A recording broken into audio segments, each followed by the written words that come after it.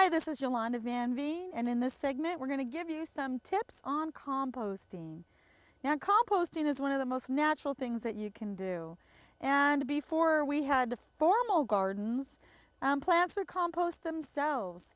The leaves fall off, they drop onto the ground, they break down over the winter, make nice lush soil, and give the plant all the nutrients it needs for the next year. So now we rake up leaves and we clean up our gardens and we cut down the greens each fall because we want our gardens to be nice and tidy. So what happens is they don't get any of the natural compost that they used to get.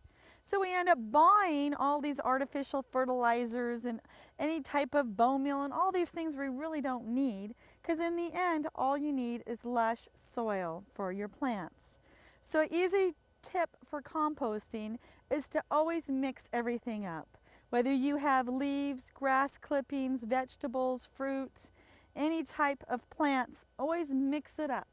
And if everything stinks and your compost really doesn't smell good, add some newspaper or some dried leaves or anything dry, some branches, give it more air. Shake it up, cut some pieces of paper, shred some paper, and then put it in with your compost so you give it more air and dry it out.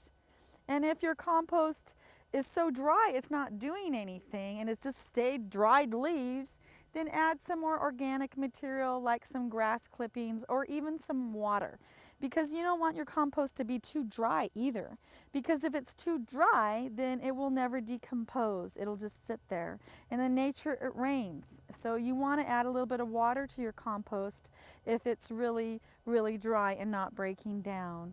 You want to make sure and only put natural materials in your compost, and any type of fruit or vegetables, and you don't want to put any dairy or meat in there or anything that could go bad and have an animal could eat it. And you don't want to put any bodily fluids in your compost. That's my rule too. So I don't put any bone meal, I don't put any meat, or I don't put any milk into my compost, because that way it stays really safe.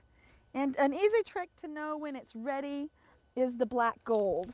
So when your compost is the consistency of soil and it's black and it looks very organic and it just falls apart, it's not all clumpy, then you know that it's ready to use. And you can put it right into containers or right over your flower beds or build new flower beds up.